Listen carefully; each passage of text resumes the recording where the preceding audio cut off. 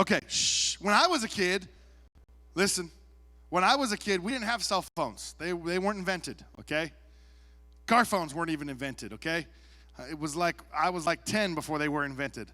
I was 21 before I had a stinking cell phone, okay? Listen, we didn't have cell phones to turn on because we had to have a handy light. We didn't just like flip our phone up and turn the app on and say, oh, I got a flashlight, look at there. You know what we did? If we had no power, we pulled out the candles. Like in 19, there with your comforter because you're cold and put it over the candle. You know what happened to your comforter? It'd catch on fire. Now, if you have, stop playing. Now, if you have a light like this one, and it's pitch black dark in your house, and you take your comforter and put it over this lamp and walk away, what does that do to the light? It hides the light, right? It makes no sense to do that, right? Eventually, that would catch your blanket on fire. Have you ever bought a space heater, and have you noticed a little label on the side of it that says this? You know what it says? What it says. You know what it says? It says, do not put under blankets, because it'll catch your blanket on fire. It makes no sense to do that. Now listen. To tell others, it makes no sense to tell others what God has done in your life, and then you hide it with a blanket. It makes no sense to go to your friends and say, you need to come to Hype because God is moving, and then you turn around and you're like, mother of pearl. Some of y'all are looking at me like, did he just shut the front door, Billy? Listen, stand there. Listen, you laugh, but how many of your friends do that? It just got real. All y'all are like, we got like, those ain't good friends. Now listen, shh. It makes no sense to hide your light and then tell people about your light. Do you know what happens when you have a light and you put it under a blanket? You can see where the light is. Listen, shh. You can see where a light is if I were to put a blanket over this. You'd see the circle of that light. You know what the problem with that is? There's a lot of people that claim to be Christians that you can see that they might be a Christian, but they don't live like they're Christians because their light only shines in one little area. Do you know what happens to the moon? You know the moon doesn't actually shine, right? Okay, how does the moon shine? Reflection of the who? How do you spell that? S-U-N? That's right. Some of y'all were listening that day. The moon is a reflection of the S-U-N, and you should be a reflection of the S-O-N. Do you understand what I'm saying? If your life doesn't reflect God, you have no light to shine. You have nothing to offer anyone. You are inherently evil, the Bible says, myself included. We were born into sin. You know what that means? Sinners. That's what that means. It means you are all bad, just like me. We a bunch of bad folk. That's what Romans says. It's true. Now, here's the thing. If we are called to make a difference, that means that this light can shine through us, right? So if this light's going to shine through us, I want to show you guys a video here in just a minute. We'll get that ready. Are you ready back there with that video? Don't show it just yet. But here's the thing. When you block your light in your notes, if you have notes, when you block your light, you stop being a light. When you stop reflecting the sun, you have nothing to offer. Do you know how the waves in the ocean work? The moon. So not only does the moon have a reflection of the sun, but it's part of the gravitational pull. Now, let me explain something to you. If you are to reflect if the moon reflects the S-U-N and you're to reflect the S-O-N, and the moon has a gravitational pull, that in reality, when that gravitational pull combined with the reflection of the S-U-N, what would happen if you had a gravitational pull along with the reflection of the S-O-N? You know what would happen? Cultures would be different. Cultures would be changed. It would become contagious. If your life is not contagious, you need to check yourself before you wreck yourself.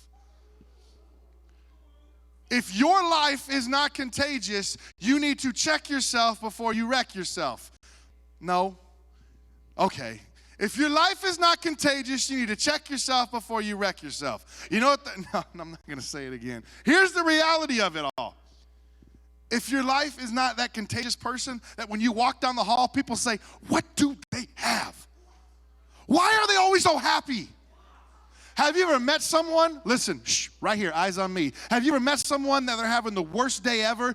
Like their dog died, their grandma died, they got kicked off the football team, and their art class teacher told them they failed and they're not graduating, and they walk down the halls and they're like, it's okay. You ever met somebody like that? I've met them, and all I want to do is punch them because it's like, how can you be so happy? But you know what it leaves me wondering? What they got. Now, I'm being silly. I'm being a little facetious here. He's using a school word. I am. Listen. I need you to understand this point before I can move forward. If your life is not a contagious life, what are you living for? You're living for yourself. Do you think anybody wants to be like you? You know what I love about Tim Tebow? It's not his ability to throw a football. Although I will tell you, that dude can throw a baseball from the backfield fence all the way to the home plate, and that's impressive. Now, here's what I do know about Tim Tebow. He got asked a question, okay? He got asked himself a question. You know what they asked him? They asked him, why do you love this thing called sports? Do you think that is important to you? And you know what his response was? I'm paraphrasing the question because I don't want to go into this whole 15-minute video. But you know what he said? He says, I don't love sports, but I love the competition. Along with the competition, I love the fact that it gives me a platform to share the gospel. I don't think that I was made to play baseball or made to play football or made to play any other sport that God has given me the talent to play, but I do know that I was made and I was created, and I hope that I live my life set apart so that I can tell people about God, so that I can love people through Christ, so that I can share the gospel of Christ with little people hurting overseas, so that I can make a difference with the income and the platform that God has given to me. He never once said, I'm the best ball player. He never once said, I'm a good ball player. He never once said, I'm better than most people in America. He literally said the words, I know that I am called to be more than just an athlete. Let me paraphrase this a different way. Ricardo, you are called to be more than just a great chef. If you don't know, this dude can cook, okay? This dude brings food. It's amazing I'm not like 1,000 pounds heavier because this dude can cook. Now listen. There's nothing to be ashamed of because I burn cereal. Explain that one to me, okay? Listen, I wish I could cook, but I can't. There's more than Atanza playing football. Sam, there's more than rapping. Paisley, there's more than singing or drawing. Emma, there's more than acting. Listen, Boaz, there's more than taking pictures. The reality of what it is, no, listen, that dude's like a model over there. Y'all don't know. He gets paid to do that. Listen. Shh. Focus. There is more than just your talent at work here. You need to understand you cannot hide your light through your talent. Don't let your talent outshine God. Because when you let your talent outshine God, you tell God, I'm better than what you've given me. I don't need you. You ever help someone to the point to where they didn't need you anymore? I'll give you one example, all of you. Your parents changed your diapers. Your parents bought your clothes. Your parents dressed you. Your parents fed you. And now you don't go to your mom or your dad and say, can you cut up my carrots? I need to eat some carrots, Dad. You don't go to your mom and say, can you cut up this chicken? I don't want to choke. No, I can just imagine seeing JT going to his mom and saying, Mom, can you cut up my steak? She's going to look at him and go, no, go away. Now listen.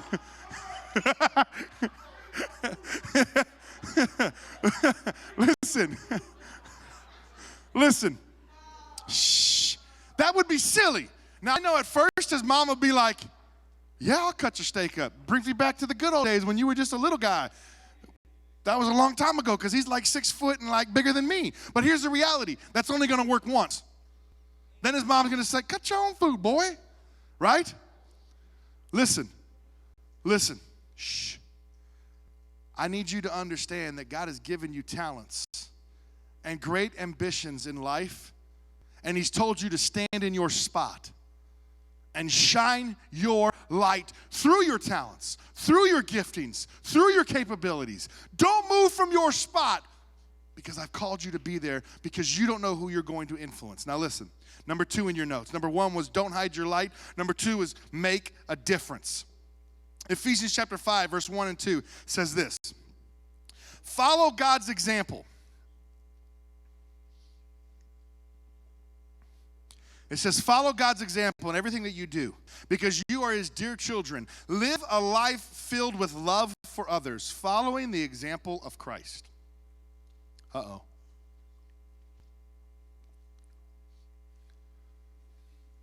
Ephesians chapter 5, verse 1 and 2. Follow God's example in everything that you do, because you are his dear children. Live a life filled with love for others, following the example of Christ. Going back to what I said in that when I started about Gandhi. Gandhi would have been a Christian if he would have met Christians that lived like Christ. But he said, I didn't meet one Christian that lived like Christ. So here's my question to you. Are you making a difference by the way that you're living? Here's another question for you, and I'm going to let you ponder on this one for about 10 seconds. Nobody talking, nobody on your phone, everyone looking at me, because I want to make sure that you are listening to what I'm saying. I'm not talking about hearing, I'm talking about actually listening. Is this world a better place because you existed? Is your school better off because you are there? Is your friends better because you are their friend?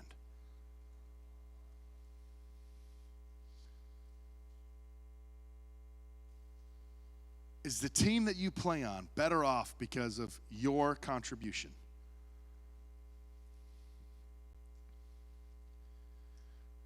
I want you guys to watch this real quick video. It talks about being different. It talks about thinking different. Are you ready with that? I want you guys to watch this. Listen closely. Nobody talking. Just listen to what it says. Go for it. Turn the volume up loud. Here's to the crazy ones, the misfits, the rebels, the troublemakers, the round pegs in the square holes, the ones who see things differently. They're not fond of rules, and they have no respect for the status quo. You can quote them, disagree with them, glorify or vilify them. But the only thing you can't do is ignore them, because they change things. They push the human race forward. While some may see them as the crazy ones, we see genius. Because the people who are crazy enough to think they can change the world are the ones who do. This isn't a long video. It just simply says this: here's to the crazy ones, the misfits, the troublemakers, the round pegs in the square holes, the ones who see things differently. They are not fond of rules, and they have no respect for the status quo. You can quote them, disagree with them, glorify or vilify them. About the only thing you can't do is ignore them, because they stand out. They push the human race forward. And while some races see them as the crazy ones, we see geniuses. Because the people who are crazy enough to think they can change the world are the ones who do. It's pretty crazy. You know, that's what Apple has founded their entire foundation on. If you have Netflix, go watch American Genius, and you can watch the start of how Apple was created. It's a great hour segment. It's great. But I'm not here to talk about Apple, but I am here to take what they said and apply it to what I'm talking about. Let me rephrase this. Here's to the crazy ones, the misfits, the rebels, the troublemakers who go against government, who say you can't be a Christian. The round pegs in the square holes, the ones who think differently about what this world thinks of Christ. They're not fond of rules that the world has put in place that reject Christ. And they are not they have no respect for the status quo of living a life that is lukewarm. You can quote them, disagree with them, glorify or vilify them, but the only thing you can't do is ignore them because they stand out. Christ was crucified over 2,000 years, and yet you're sitting here listening all about him. They push the human race forward, these people we call Christians. And while some of them are crazy ones, the ones who preach the gospel, the ones who don't care what people think of them, that better be Jesus, we see someone who is a genius, who reads the Word of God and applies it to their life. Because the people who are crazy enough to think they can change this world based on what the Word says are the ones who do. That puts a different twist on that commercial, doesn't it? So here's what I want to tell you on point number 2. Be bright. Be bright. Number 3, and I'm going to go fast through this one, is reach your world. Matthew chapter 5, verse 16 says, "In the same way let your light shine before men, that they may see your good deeds and praise your Father in heaven." Acts chapter 16, verse 33 says, that the same hour he washed their stripes. Listen, that same hour he washed their stripes. Oh, let me rephrase this. In Acts 16:33, I got to tell you what that is. So in Acts chapter 16, verse 33, you ever heard the story of Paul and Silas? So Paul and Silas were prisoners. They were preaching the gospel, and they were put in prison. Now, real quick, when they're put in prison in that day and age, you didn't get 3 square meals. You didn't get a shower. You were literally chained to a wall, and if someone didn't come to feed you, you didn't eat. So if you didn't have no loved ones that knew you were in prison, you literally starved to death. So here's what happened. They were praying, they were praising God. All of a sudden, the earth and the ground, and there was an earthquake, and the lights and everything shattered. Everything kind of went grumbling and rumbling. And all of a sudden, their chains were broken free. And when the jailer came in to see that all the chains had been busted open, he drew his sword. And as he drew his sword, because it was better for him to kill himself than for these prisoners to get free, because the king would have crucified this person as a villain, what he heard was, "Wait, we're still here."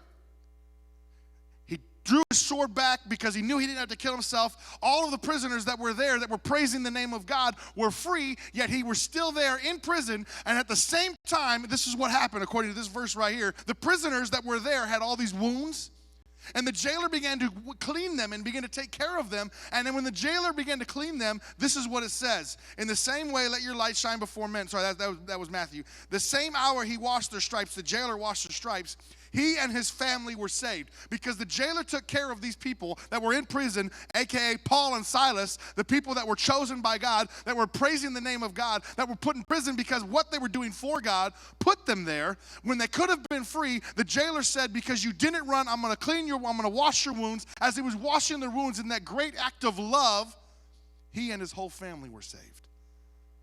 Now listen, I need you to understand something. In that moment, if Paul and Silas hadn't have been in prison, that jailer wouldn't have been saved. I don't know what would have happened.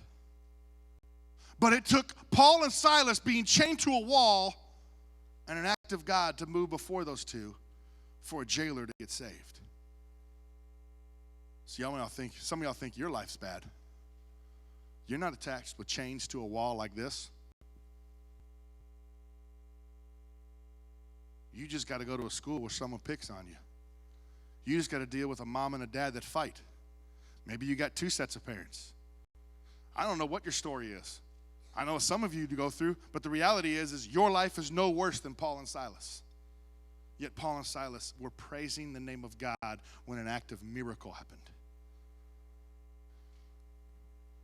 What I want you to understand is you have a spot you have been called to. It is your home. It is your friends. It is your family. It is the school that you attend. It's wherever you go, God has called you there. It is not by chance. Here's what I want you to understand. You need to take ownership. So how do you take ownership of this thing called a spot? How do you take ownership of your light? You choose what you do. You don't give in to peer pressure.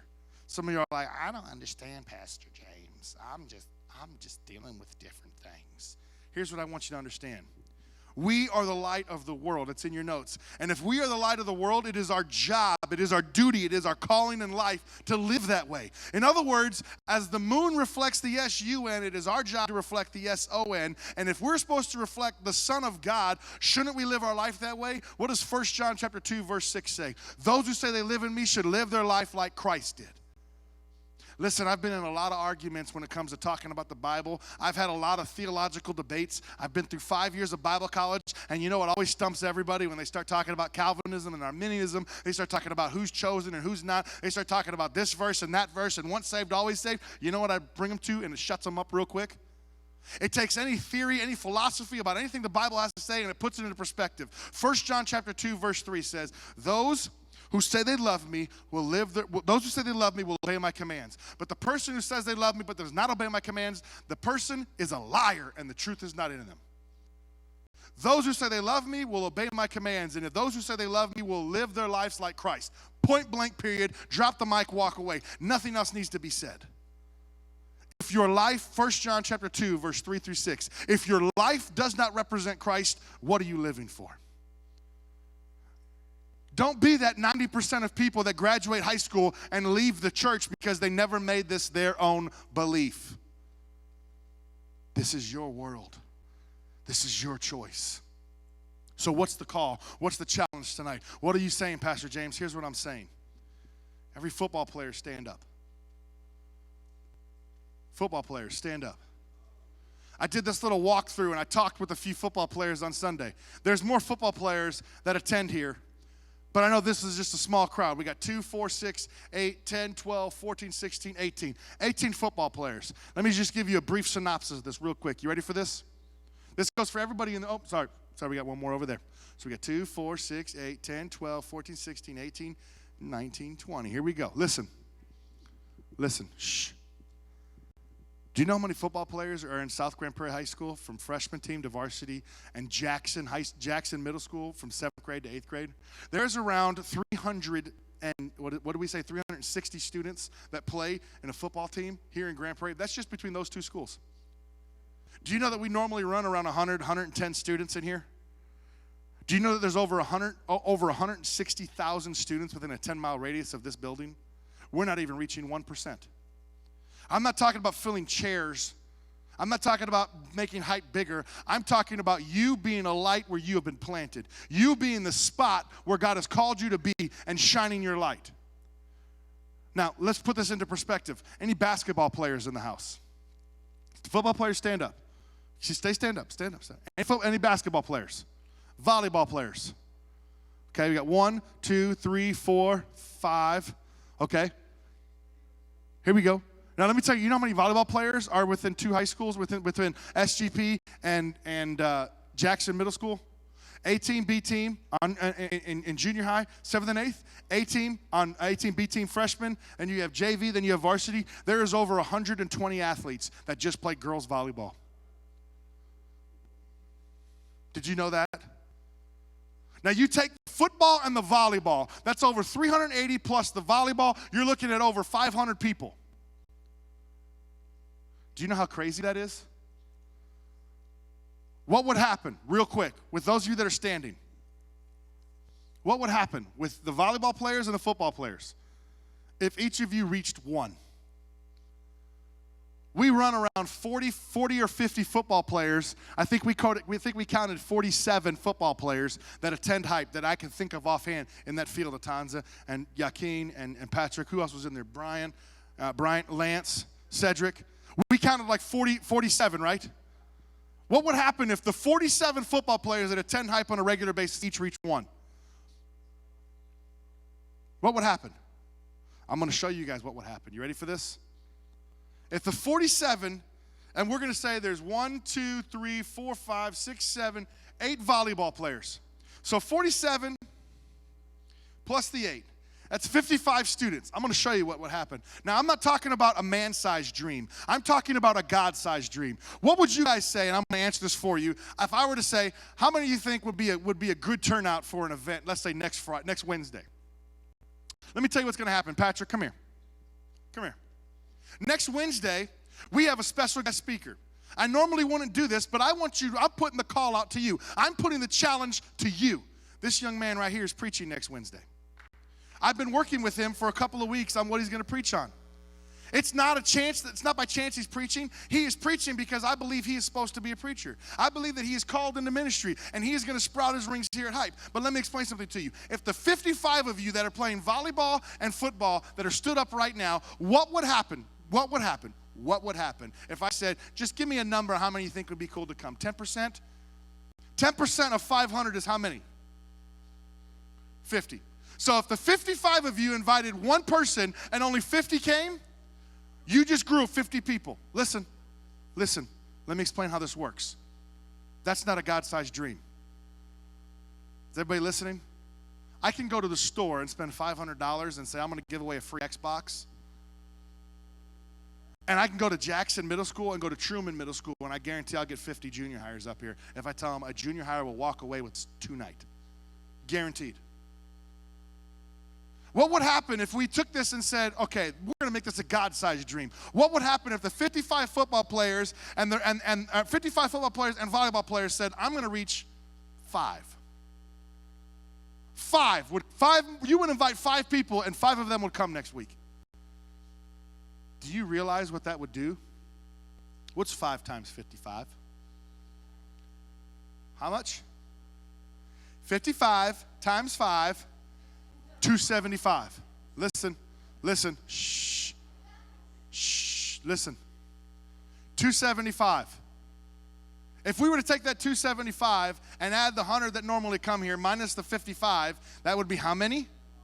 Plus 45. We don't have enough chairs in this room. I'm going to take it a step further. How many of you, everybody sit down. If you have been through 713, stand up. If you have been through 713, stand up. Some of y'all don't know what 713 is. Shh. Listen. I'm going to explain to you what 713 is. In 5 weeks, we're going to start something called 713. Shh. In 5 weeks, we're going to start something called 713. 713 is not like any other program in the world. I tell people about it, and their minds are blown, literally. There's an award back there. That's what that trophy is. It's a national award for the program because they had never heard of anything working the way that one worked. Listen, let me explain something to you. 713 in a church this size brings in over 500 students. How many have heard of our one night? How many have been to our one night? If you're not standing up and you've been to our one night, stand up. If you've been to our one night but haven't gone through 713, stand up. Okay, a few of you stood up. Let me explain to you what happens. If the 55 of you took a God-sized dream and said, I'm going to do what it takes to shine my light, and I'm going to be bright. I'm going to focus my light, and I'm going to reach my world. I'm going to make sure that my light is shining so bright that people are blinded by Christ when they see me. That's a God-sized way of doing things. You ready for this? That 320, you know what would happen if 320 came to 713? Before it would be done, if those 320 felt like this was home, do you know what would happen? Those 320 would bring one. Uh-oh. Now we're talking 640. Can we fit them? We'll have to figure out a way. It's a God-sized dream, not a man-sized dream. But what would happen if one night, we told those 640 students, you come to the door, you get in, you can bring as many friends as you want to for free. You know what happens? When we're running less than 100, over 500 come. So what's the ratio there? What percentage of that is that? Anybody know? If we're running 100 and over 550 show up, what's the ratio? Anybody know? What's that percentage?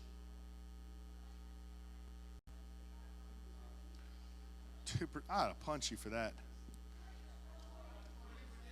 That's a 20% growth, right?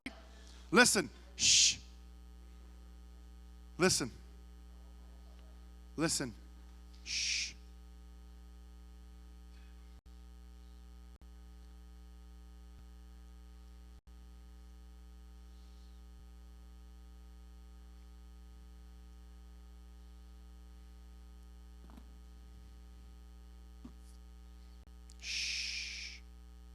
trying to mathematics over here.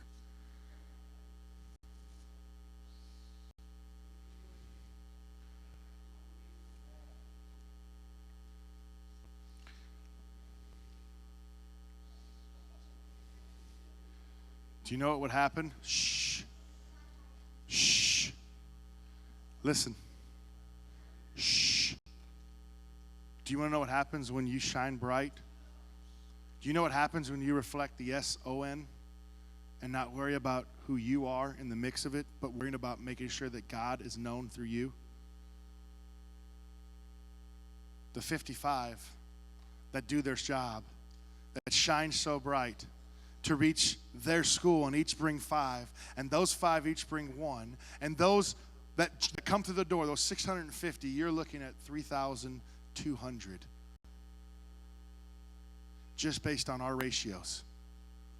Now, let me explain something to you young people with all eyes on me, and then I'm going to dismiss you. How many of you guys believe in a God-sized dream? And how many of you believe in your own dream? See, here's the thing. I believe that you can make your own dream a reality by focusing on God's dream for you. God's gift to you is your life and your talent. How you use your life and your talent is your gift to God.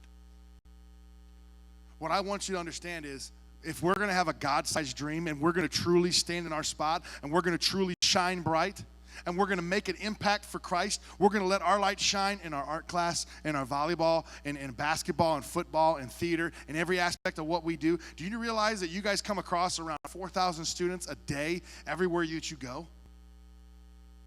The majority of you?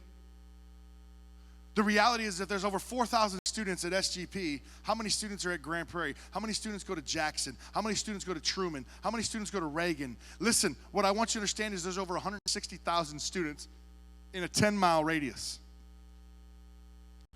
Reaching 3,200 is just barely scratching and making a dent. What would happen, and this is what I want to get to. What would happen if 3,200 became radically saved? What would happen to your schools?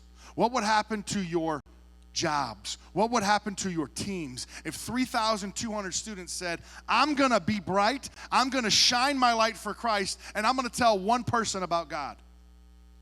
Holy crap. That 3,200 that in a 7-week period that we could reach now are reaching one for themselves. So that's 3,200 times 2. How many is that? 6,400. And what would happen if the 6,400 said, I'm going to reach one more for Christ? How many is that? You talk about a revolution. You talk about being different. You talk about making a change in your generation. That's how it's done. Martin Luther stood at the Mall of Washington, D.C., and hundreds of thousands of people came out, not because he was a black man, not because he was an eloquent speaker, but because he had a mission, he had a drive, and he had a dream. He dreamed for equality, that white men and black men can go together, that white men and black men can work together, that segregation would no longer last. Do you know there was more than black people there? There was white people, there was Latinos, there was every creed and race available that were there. Did you know that? Because one man had a dream. Imagine what one person can do to the city of Grand Prairie. Patrick, what would happen if this room was packed out next week when you preach? You know what he's talking about? He's talking about souls. What would happen if he talked about souls and new people came in because you had a dream, because you knew you were called to stand and shine bright? You know what would happen? A revolution. Don't let it just be a cool pulpit. Make it a reality. You know what would happen? A catalyst. A pivoting. A point where things change. Do you think it's by chance that that's the vision, the mission, the calling that God has given Hype for the year 2017? Do you think that it's different or anything's changed? Because when we started this, we said we were going to be normal is dead. It's right there. Normal is dead. Live differently. Think differently. Do you understand where I'm going with this? The only way this is going to work is if you will be bright, is if you will reach your world, is if you will make a difference, is if you will shine your light so that others may see Christ through you. Do you know what would happen if you came to your school and you went to that one kid that you never said hi to, and all of a sudden you said hi to? I think you'd make an impact. Do you know what would happen if homeroom you walked in and you made sure everyone in that homeroom knew that you cared about them and you were willing to show them Christ without saying a word other than showing them love? A revolution would start. I'm pretty sure it says somewhere in the Bible you should love your neighbor as yourself. How many of y'all like it when people are mean to you? No one. So what would happen if we, instead of preach the gospel, live the gospel? I think St. Francis said it best. Preach the word at all times, and when necessary, use words. Lord, we love you and we praise you. God, I pray that you would go before these students, that they would see the challenge. God, that they would hear the heart. God, that they would make it their own, that they would choose to shine so bright. God, that they would focus their attentions like light and make it a laser. Lord, that they would have more focus on choosing people and being nice to people and showing love, God, and showing who you are by the way they love people, by the way they act, God. God, that we can choose to be different, that we can choose to be light when there is no light. God, that we would take this little itty-bitty light that we have and we would shine it. No matter how dark it gets, there's always light. No matter how bright it gets, there's always light, because you are the light source, God. Lord, that we would reflect you. We ask this in your name. Everybody says? Amen. If you're a football player, Patrick and Joaquin have a challenge for you. I want to ask that you stay put real quick. Everybody else? Actually, if you play sports, stay put. Everybody else, I love you. I will see you on Sunday, 9:30. Don't forget, Connect groups are this Sunday.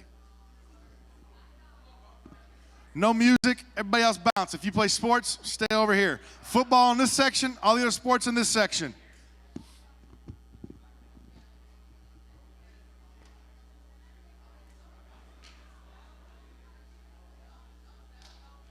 Let's go, let's go, let's go. If you play football in the section with JT, if you play any other sport, I want you in this section over here.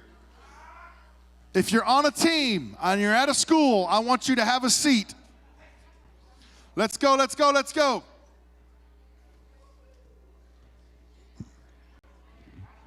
All right, football players in this section over here. If you play volleyball or any other sport for your school, I want you in this section over here.